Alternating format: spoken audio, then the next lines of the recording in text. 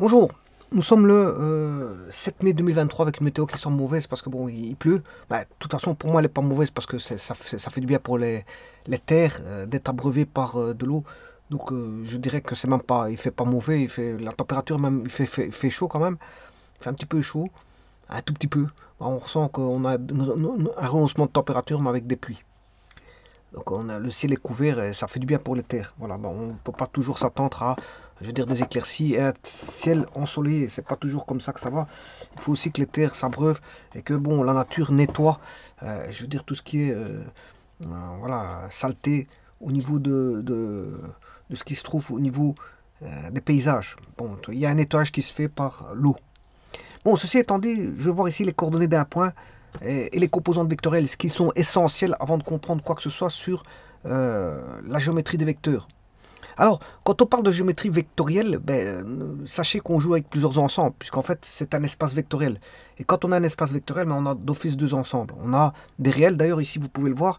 Ici, quand je parle voilà, je parle de vecteurs. Alors, les vecteurs s'indiquent bien sûr avec une flèche, mais moi, je mets des barres. Bon, pour éviter de mettre la flèche, parce que j'ai un petit peu difficile à mettre la flèche. Mais quand vous voyez une barre au-dessus de la lettre, c'est un vecteur. Généralement, ce sera une flèche. Voilà, et ça va toujours dans le sens de l'origine vers l'extrémité. Voilà, de l'origine vers l'extrémité. Par exemple, si je prends le vecteur OP, l'origine est O et l'extrémité est P. Donc c'est un segment orienté, c'est juste ça. Mais c'est un segment orienté, d'accord, mais vous voyez qu'ici, je peux mettre des valeurs x, y qui sont des réels. Donc vous voyez que d'un côté, j'ai des lettres avec des barres et d'un autre côté, j'ai des valeurs. Donc pourquoi? Parce que c'est normal, on a deux ensembles, on manipule deux ensembles. Alors ici, quand on parle de repères orthonormés, c'est la représentation géométrique, soit d'un point, parce que le minimum, le minimum qu'on ait oui, je vous rappelle ici qu'on a un repère, hein, parce qu'on peut faire la géométrie vectorielle sans repère. Il existe la géométrie vectorielle sans repère. On se repère quand même par rapport à des quadrillages, hein, on peut se repérer par rapport à des quadrillages, ou je veux dire, on peut se repérer voilà, par des angles et des longueurs. Les angles et longueurs peuvent voilà, devenir euh, une orientation. Alors je vous rappelle qu'il y a les vecteurs libres qui peuvent se placer n'importe où et les vecteurs liés. On peut lier tout en un point et bon, voir les différents angles qui existent l'un par rapport à l'autre et donc les décalages d'angles entre l'un par rapport à l'autre. Et on peut aussi voir les distances que possède un vecteur, c'est-à-dire sa norme, sa longueur. On peut voir les longueurs et voir qui est plus grand que l'autre et donc avoir déjà une certaine voilà, vue d'esprit des différents vecteurs qu'on en a en présence. Alors soit, je vous ai dit, soit on a une feuille de papier, bon, on dessine des vecteurs, voilà, ou alors on met des quadrillages, on place ces vecteurs. Voilà, c'est une seconde façon de voir. Ça c'est quand même, derrière ces quadrillages, il y a quand même une notion de repère, hein, parce qu'on qui dit quadrillage, il n'y a pas d'origine, d'accord. Vous fixez vous-même votre origine parce que ce sont des vecteurs libres. Si le point est quelque part, vous pouvez faire des sommes vectorielles. On a un point bien donné, bien précis. Bon, vous faites la somme vectorielle. Donc voilà, vous pouvez manipuler le point où vous voulez. Voilà. Il n'y a pas d'origine, il n'y a pas d'origine, on va dire. Vous êtes libre de placer où vous voulez vos vecteurs. Voilà, ça c'est quand il y a quadrillage. Maintenant, quand il y a un repère qui est fixé, bon, quand on a un point de coordonnée, le point de coordonnée, il est unique, hein. Bon, il est situé en un endroit bien précis, dur de ce repère, parce qu'un repère n'est pas l'autre. Alors la coordonnée dans un repère n'est pas la coordonnée dans un autre repère. C'est normal, parce que c'est le repère qui fait en sorte qui donne la situation du point dans le plan. Alors je rappelle qu'un plan, c'est une infinité de points, hein. C'est tout des points. Alors c'est comme si vous auriez des points. Alors généralement nous on a des feuilles de papier. Ici moi je travaille que Paint. Bon c'est du blanc. Alors c'est une infinité de points blancs. Voilà, alors quand moi je mets un point, c'est un point noir qui ressort sur un point blanc. Donc le plan, c'est une infinité de points pour lequel on va rechercher un point bien précis. Bon, je vais vous faire un exemple. Là, je prends une feuille. Là, ici, j'ai un plan. Alors, c'est une infinité de points blancs. Alors, pour faire ressortir un point de ce plan, je vais euh, le mettre en contraste. C'est-à-dire, par exemple, en noir. Voilà, par exemple, ce point que, bien sûr, vous dénommez P. Voilà, ce point, c'est un point de l'ensemble des points blancs. Alors si j'ai envie de mettre ces points bruns, l'ensemble de points bruns, ben voilà, c'est ça. Si je veux mettre l'ensemble de points bleus, voilà. Et alors maintenant, si je veux prendre un point qui est autre, mais avec un contraste différent, mais je vais prendre un point par exemple jaune.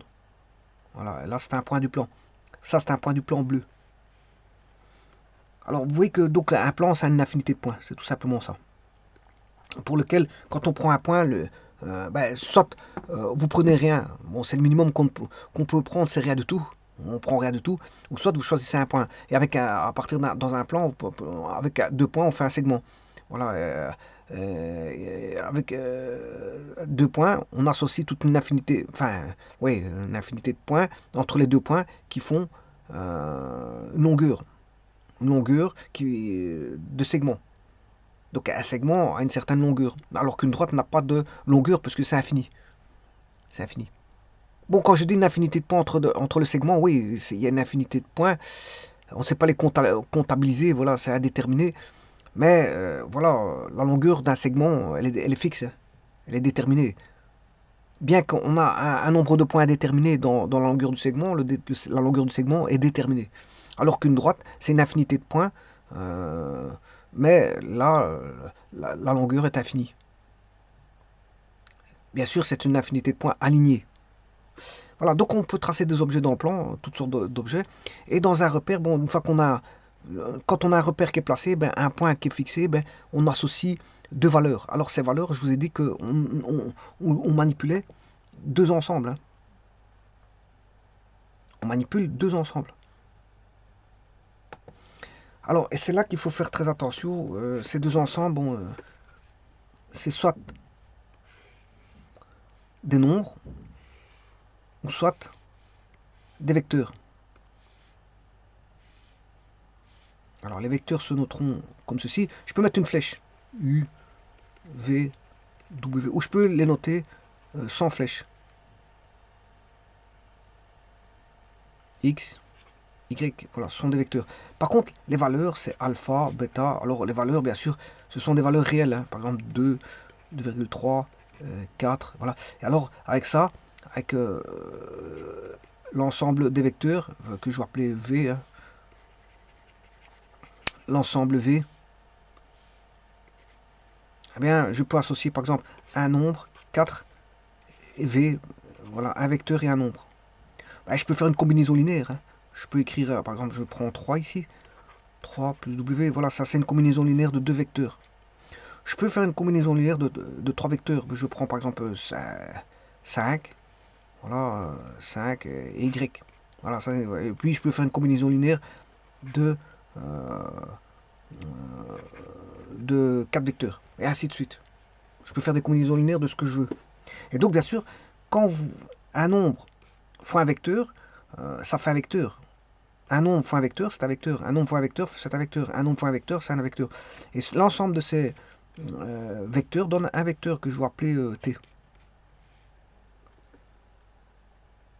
Donc, vous voyez qu'on joue avec 2 ensembles. Alors, ça, c'est ça qu'il y a ici. Quand vous mettez dans un repère, ben, vous mettez dans un repère des nombres. Des nombres. X, Y sont des nombres. Donc, qui appartiennent à R. X, Y appartiennent à R.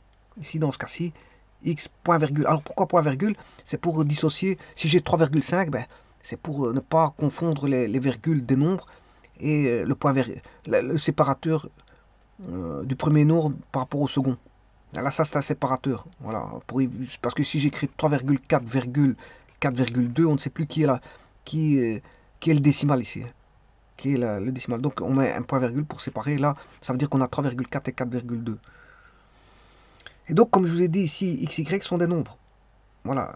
I et j sont des vecteurs de base, c'est-à-dire qu'ils vont former tous les autres vecteurs. Alors, je vous rappelle que si on a un repère orthonormé, hein, et il est perpendiculaire, I, on a I, bien sûr, avec une origine O, J, et par rapport à ce vecteur-là, on peut exprimer un point. Par exemple, si je mets 3, le point P 3, 4, ben, je pourrais exprimer le vecteur 3i plus 4j. Donc 3i plus 4j fera le vecteur OP. Mais ça, je vais le faire dans un petit instant, en plus propre. Et c'est ça que j'indique ici. Donc vous voyez qu'à partir des valeurs, si j'écris 5i plus 3j, c'est une combinaison linéaire de deux vecteurs, parce que 5 fois i est un vecteur, 3 fois j est un vecteur, et la somme des deux vecteurs me donne un troisième vecteur. Quel vecteur OP ici? Dans ce cas-ci, quel vecteur que je vais représenter géométriquement dans un repère orthonormé, voilà, de base OIJ. Je vais le faire dans un petit instant. Voilà, donc dans ce repère à deux dimensions, un point est l'unique couple, bien sûr, dans ce repère, bien sûr, hein, parce que si vous prenez un autre repère, c'est plus ce couple-là, c'est un autre couple. Voilà, donc P de XY. Alors, le point 2, 3 dans un repère n'est pas 2, 3 dans un autre repère, c'est ça que je veux dire. Voilà. Si on change de repère, c'est normal que la valeur n'est plus la même du point. Alors, pour un repère donné, fixé, voilà, OJ, c'est-à-dire, pour avoir un repère, il faut une origine et deux vecteurs de base. Ici, c'est un repère à deux dimensions, parce qu'on peut avoir des repères à une dimension, OI, voilà, des repères à deux dimensions, OIJ, des repères à trois dimensions, OIJK. Voilà, donc on peut manipuler soit sur une droite, dans un repère à deux dimensions, un repère à trois dimensions. Alors à trois dimensions, vous aurez compris que sur une droite, on aura ceci. On n'aura que l'écriture, on n'a qu'une base, OP égale XI. À deux dimensions, c'est OP égale XI plus YJ. Et à trois dimensions, OP égale XI. Moi, je vais le faire ici. OP égale XI plus YJ plus ZK.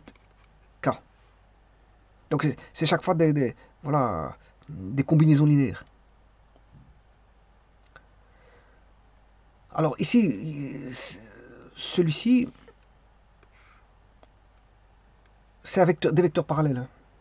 C'est normal, quand on est sur une droite, tout sera parallèle, confondu par rapport à cette droite, par rapport à une origine. Donc là, on parlera voilà, de vecteurs. Je parlerai plus tard de vecteurs linéairement dépendants. Donc quand ils sont parallèles, ils seront linéairement dépendants.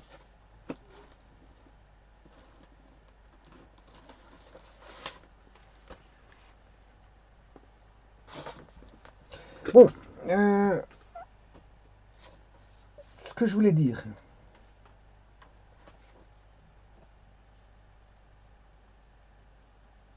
Ce que je voulais dire ici, c'est ceci. Pour tout vecteur du plan, il peut s'exprimer d'une seule manière, une combili des vecteurs de base IJ. Alors, c'est un repère à deux dimensions, U est égal à XI plus YJ. Dans cette base IJ, les composants du vecteur OP sont les nombres X et Y, tels que OP est égal à XI plus YJ. OP peut s'indiquer soit XY ou XY. Bon, ça c'est les composantes. Hein. Pas confondre les composantes. Les composantes, ça, ce sont les composantes des coordonnées. Alors, c'est un vecteur qui est lié à l'origine. Hein. Attention à ça. Alors, les composantes sont égales aux coordonnées. Voilà, les composantes sont égales aux coordonnées quand, bien sûr, le vecteur débute à l'origine. Toujours. Alors, je vous rappelle un espace vectoriel. Ce que c'est, il faut deux ensembles, comme je vous l'ai dit.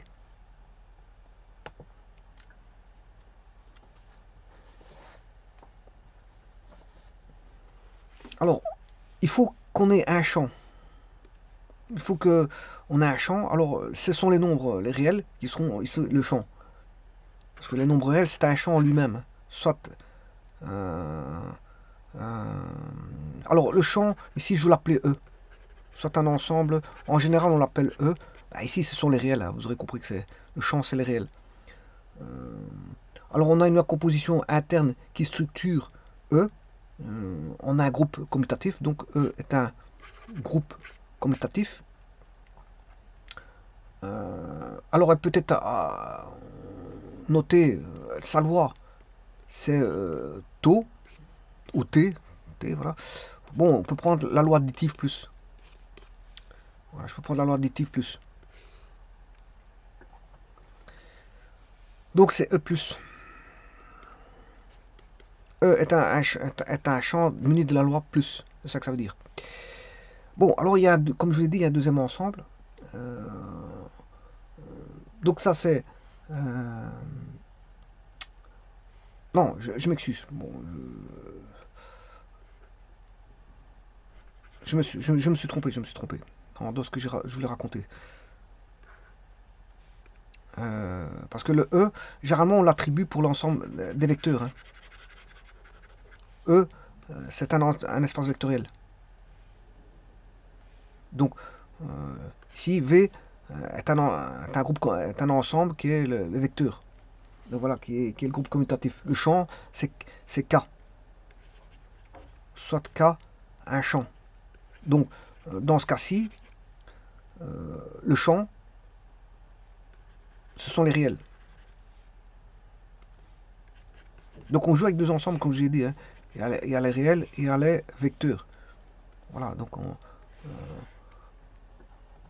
donc soit V est un ensemble euh, muni d'une loi de composition interne qui structure donc l'espace vectoriel en un groupe commutatif, bon, avec la loi additive plus, et dont son neutre c'est 0V. Il a un neutre qui est 0V pour la loi additive. Maintenant, pour le champ, ben là, on a une loi de composition externe dont les opérateurs sont les éléments du champ K, et on va noter, ouais, on va prendre K fois E. On prend un élément de K, un élément de E, donc c'est-à-dire un élément de R et un élément de V pour former un élément de E, c'est-à-dire un vecteur. Alors, comment on va former cette loi-là? Ben, je prends, bon, comme on a une loi de composition externe, si je prends un couple de valeurs, bon, qui est bon, 1 de K, 1 de E, c'est-à-dire 1 de R et 1 de V, 1 de R, c'est par exemple un nombre que je vais appeler alpha, et un vecteur. Bon, je vais le noter directement maintenant avec n bar, hein, pour dire que c'est un vecteur x. Eh bien, si je les associe en faisant alpha x, ben, on retombe dans l'ensemble des nombres vectoriels, hein. Ça, c'est un vecteur. Donc, je prends un. C'est-à-dire que si je prends un nombre et un vecteur, ben, je vais former un vecteur. Ça, c'est un vecteur. Il fait partie de V. Alors que lui, alpha fait partie des réels et lui fait partie des vecteurs.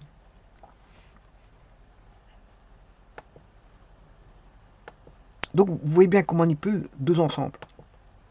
Deux ensembles, donc des vecteurs. Donc, c'est un nouvel ensemble ici, si vous voulez, que vous voyez. Pour ceux qui voient les vecteurs, bah, c'est un nouvel ensemble que vous voyez. Il y a différents ensembles. Il y a N, Z, R, voilà. Et V est un nouvel ensemble, qui est un espace dit un espace vectoriel. Alors, qu'est-ce que c'est qu'un espace vectoriel? Ben, il faut des critères, comme je vous l'ai dit. Bon, il faut que K d'abord soit un champ, voilà, et, et- et que E soit un, comment on appelle ça, voilà, notre composition interne douée notre composition interne qui structure donc l'ensemble E en un groupe commutatif avec son neutre qui est 0E ou 0V, peu importe. Comment vous l'appelez l'ensemble. Ici, je l'appelais E, donc c'est 0E. Alors, il faut quatre propriétés pour avoir un espace vectoriel. Bon, tout d'abord, il faut que K soit un champ, hein, et que E soit un groupe. Voilà. Mais il faut quatre propriétés. Une fois qu'on sait que K est un champ et que E est un groupe, une fois qu'on a ça, ben, on doit avoir, bien sûr, euh, si vous faites l'addition de deux vecteurs, on doit avoir la distributivité. Ça, c'est la première chose, première distributivité. On doit avoir, si on a deux réels, voilà, fois x, on a aussi la distributivité qui est lambda x plus mu y. On doit avoir lambda fois u, lambda fois mu, lambda fois mu x doit faire lambda fois mu x. Bon, ici j'en ai une, deux, trois.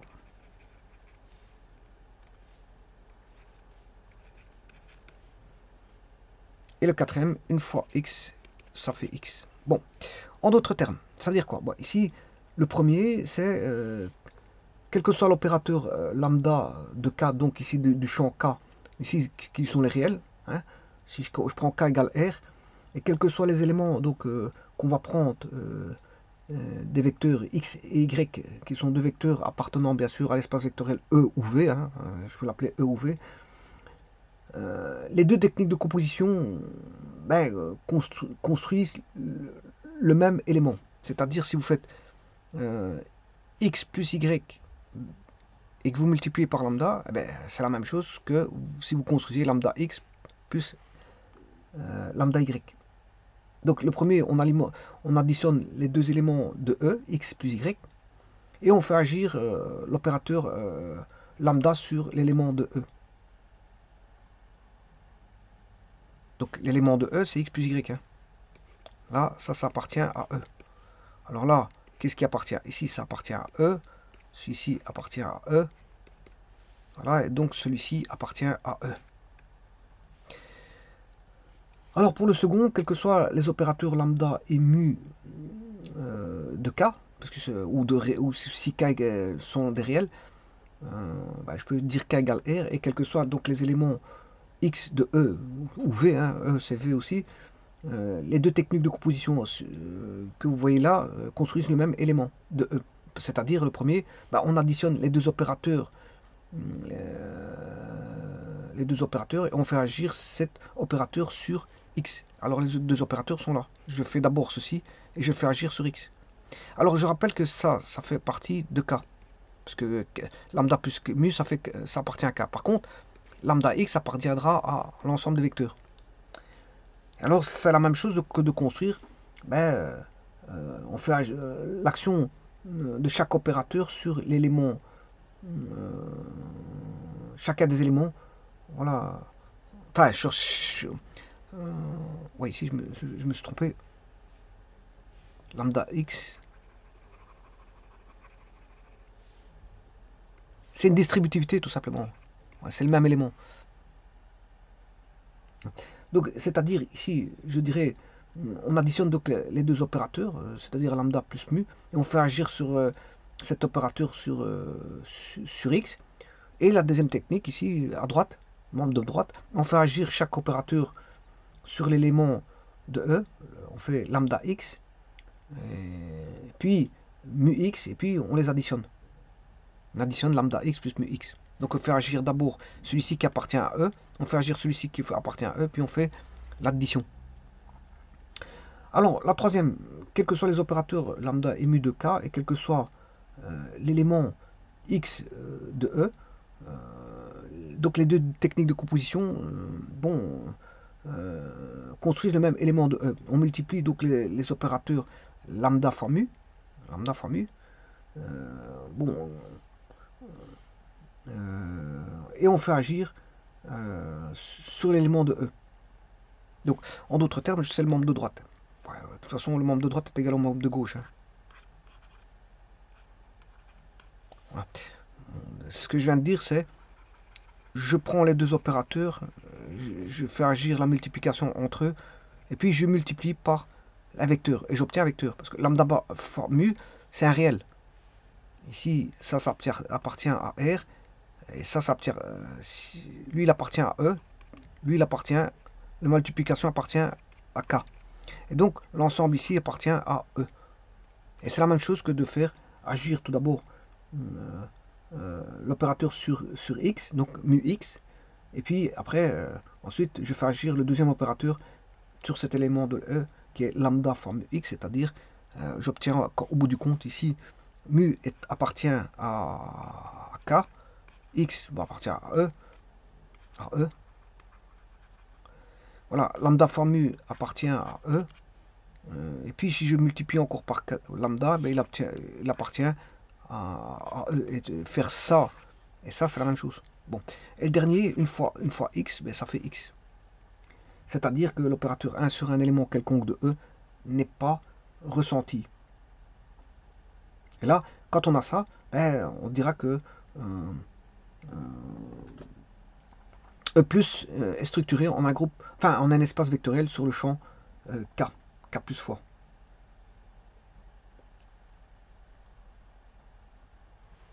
Voilà. Donc, il faut savoir ce que c'est qu'un champ aussi, hein. Bon, un champ, il faut savoir ce que c'est qu'un champ. Voilà. Alors, je vous rappelle, pour toujours dans les structures, ben, c'est fondamental à savoir tout ça. Ben, qu'est-ce que c'est qu'une... Je fais un petit rappel.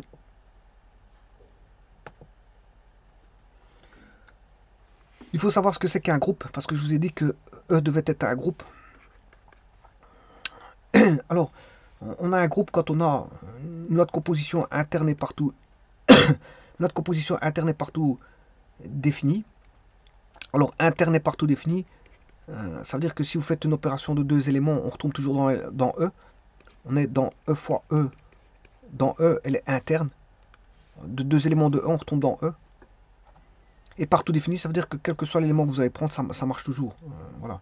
Donc elle est interne et partout définie. Deuxièmement, bon, il faut que, voilà, bien sûr, ici c'est la loi ET, ETO. Ouais, voilà, ETO. Mais ici, si je prends un espace vectoriel, je pourrais prendre E plus. E plus. Voilà, et alors, la loi plus ici doit être associative. On va voir l'associativité. On doit voir là, bon, pour que ce soit un groupe commutatif, il faut la commutativité. On doit avoir un élément neutre, l'existence d'un neutre qui est unique, bien sûr. On doit avoir le neutre. On doit avoir le symétrique. Donc, ça veut dire que euh, tous les éléments doivent être symétrisables. Ben, ici, vous aurez compris que pour l'addition des vecteurs symétriques, c'est l'opposé, hein. C'est l'opposé. Donc, on peut toujours trouver un vecteur opposé à un vecteur. Donc, on a toujours un symétrique. Il existe toujours un symétrique. Voilà, et donc la commutativité, si on a la commutativité, dans un groupe c'est facultatif, mais si maintenant on a la commutativité, on aura affaire à un groupe commutatif. Voilà, si on a la commutativité, on aura un groupe commutatif.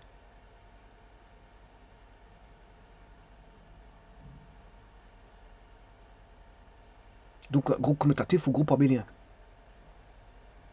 Voilà, et ça c'est un groupe. Pour avoir un groupe, on doit avoir ça. Un groupe commutatif, hein, parce que ici j'ai mis 0.5.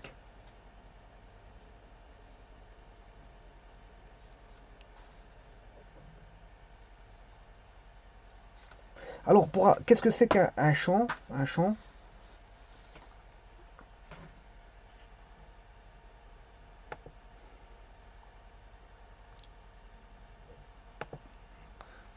ben, ici il faut le champ K plus fois, il faut deux lois. Voilà, est un champ par définition lorsqu'on a le fois qui est interne dans E. Enfin, dans K. Ici, c'est K. Qui est interne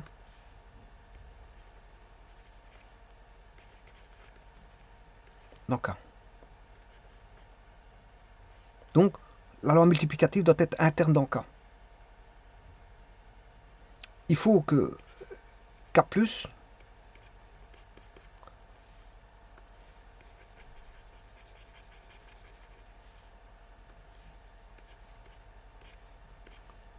donc ça c'est la multiplication. Je vais mettre la multiplication comme ça pour voilà. La multiplication doit être interne en K.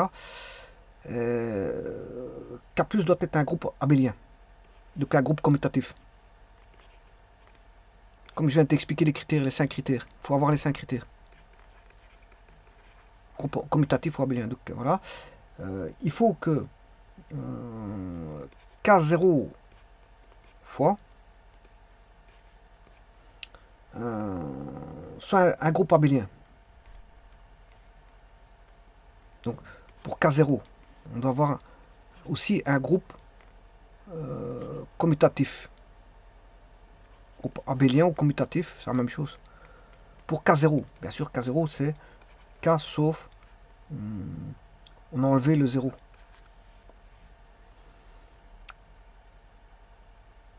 Alors la loi multiplicatif doit être distributif par rapport à la loi plus.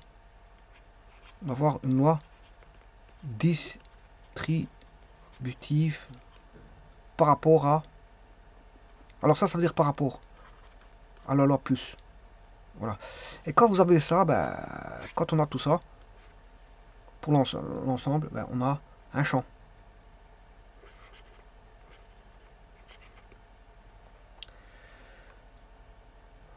Voilà.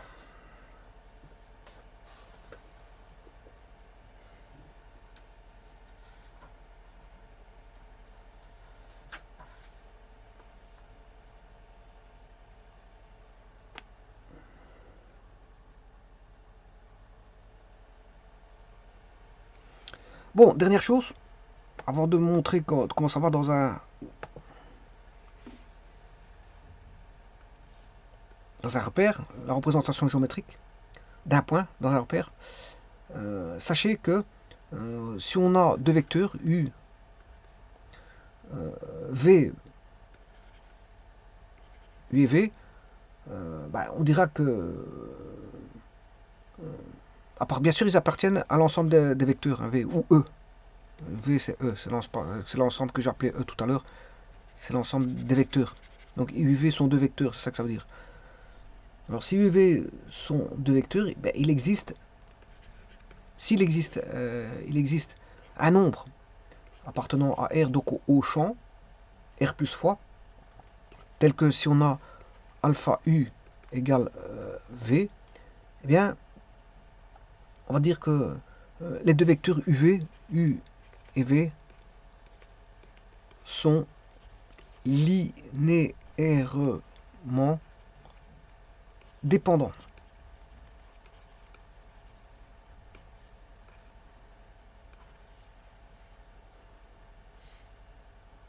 Linéairement, je m'excuse, c'est un adverbe. Ça prend pas d'ess, je m'excuse, c'est un adverbe. Ils sont linéairement dépendants. C'est-à-dire qu'ils sont parallèles. Hein. Quand il existe un coefficient de proportionnalité entre les deux vecteurs, on a ce qu'on appelle le parallélisme. On a un parallélisme. Bon, alors le parallélisme, il peut être soit confondu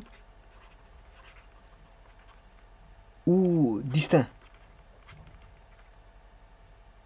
Et ça, on s'en fout. Du moment qu'il est parallèle, ils sont linéairement dépendants. Alors, si vous voulez maintenant une indépendance linéaire,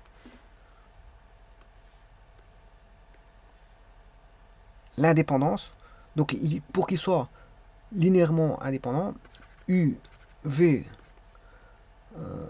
sont linéairement, cette fois-ci, indépendants. Ça veut dire qu'ils ne dépendent pas l'un de l'autre, ils ne sont pas parallèles. Là, on peut écrire une combinaison linéaire, alpha U plus bêta V égale 0. Ce qui implique que alpha égale bêta doit être absolument 0, doit valoir 0.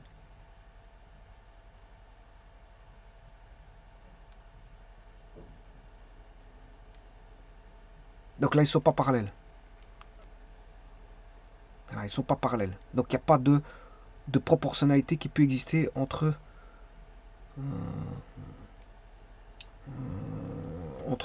U et V.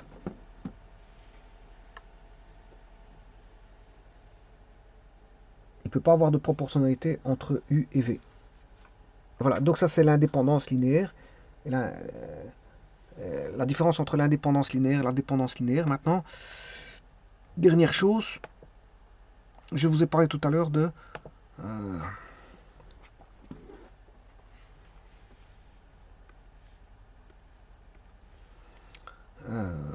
deux vecteurs qui sont combili.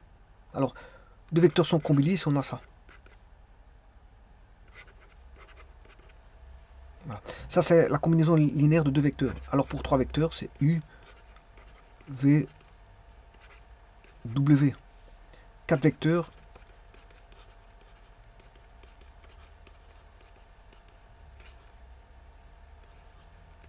Et ainsi de suite. Voilà, et ça, ce sont des combinaisons linéaires. Ce qu'on appelle des Billy.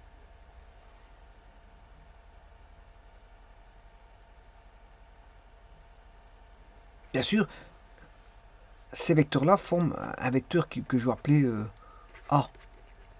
Celui-là forme un vecteur B, et celui-là forme un vecteur C, parce que la somme des vecteurs donne toujours un vecteur, hein.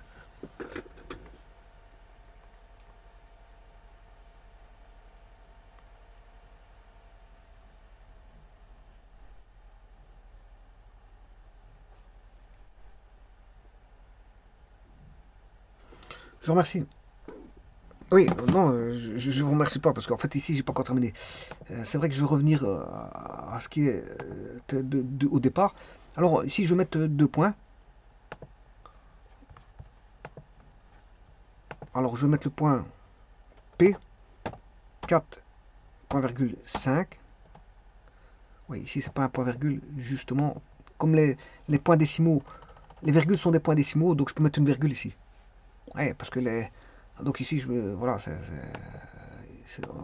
4,5 ici. Parce que si je voulais mettre un nombre décimal, c'est 4,5. Voilà, c'est plutôt une écriture anglo-saxonne, les points décimaux. Voilà, 4,5, il est là. Alors maintenant il faut que je vais effacer ça parce qu'il m'a pris 6,4. On va recommencer ça. Donc je vais mettre le point P 4,5 et fermer le vecteur OP. Donc je vous rappelle qu'il faut mettre une origine. L'origine, bien sûr, elle est en 0, 0. Voilà, ça c'est l'origine. Le vecteur OP, vous voyez où il est, mais avant ça, il faut mettre un vecteur de base.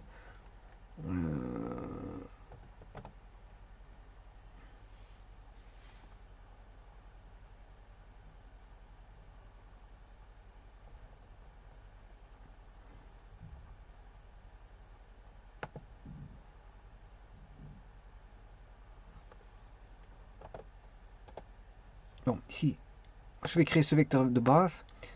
C'est le vecteur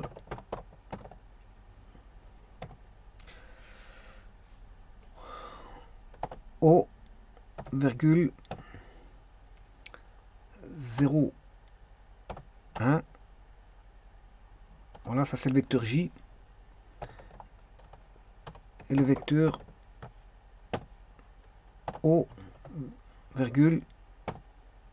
1,0, c'est le vecteur J. Voilà, donc ça c'est composante de base. Et donc je peux écrire le vecteur OP.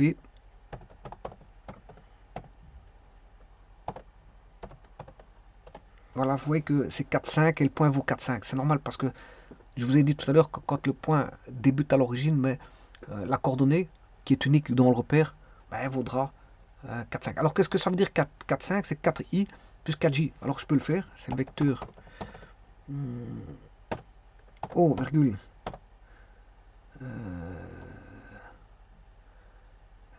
0,4, 4, 0. Voilà, ça c'est le vecteur 4i. Et maintenant si je forme le vecteur 4j, O, virgule, 3, c'est 5j. Donc c'est 0,5. Voilà, mais normalement il doit débuter à l'extrémité. Bon, je vais le retirer. Je vais mettre à l'extrémité de 4. Donc je vais mettre le point 0,4. 4, 0. Voilà, et fermer le vecteur AP.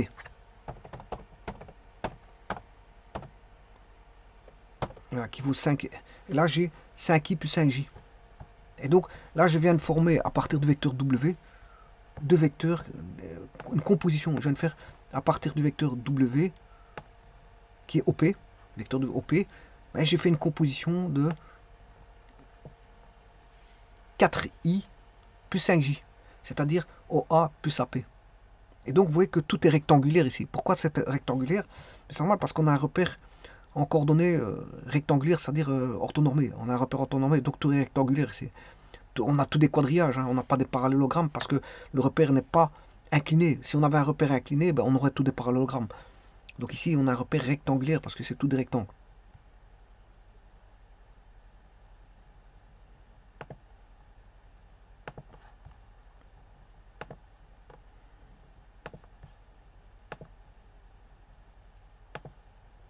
Ah, ce sont des coordonnées rectangulaires.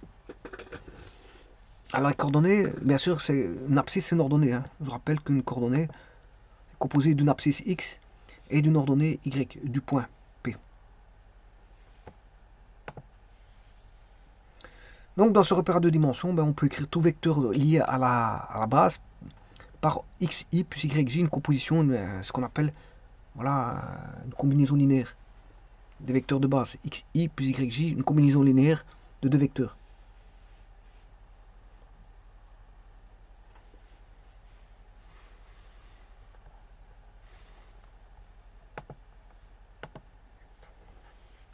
Alors pour tout vecteur de ce plan, il peut s'exprimer d'une et une seule manière, comme une combinaison linéaire de deux vecteurs de base. Ij, c'est normal parce qu'on est dans le plan.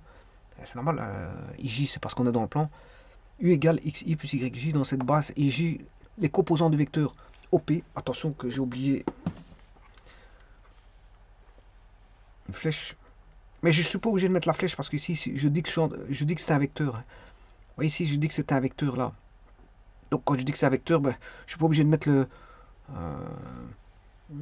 quand j'écris ceci, vecteur OP, et ça signifie égal vecteur OP. Voilà, voilà. Il n'y a pas de sens à... Je pourrais écrire ceci, hein. Bon, ça n'a pas beaucoup de sens, mais enfin, vecteur... Ouais, que j'écris... On sait bien que c'est un vecteur, hein. Une fois que j'ai défini que OP était un vecteur, on sait bien que ça s'écrit, on a ça. Implicitement, on a ça. Voilà. Dans cette base ici, les composantes du vecteur OP sont les nombres x et y tels que OP est égal xi plus yj. Et donc, les composantes peuvent s'écrire soit xy, voilà, ou comme ceci. Mais généralement, on va prendre les composantes écrites de manière verticale plutôt que horizontale. Alors, vous remarquez que si on écrit verticalement, on n'a plus besoin de point-virgule. Alors, un point est égal à sa coordonnée, un point est égal à sa composante quand le vecteur débute à l'origine. Ça, il faut bien retenir ça. Je vous remercie.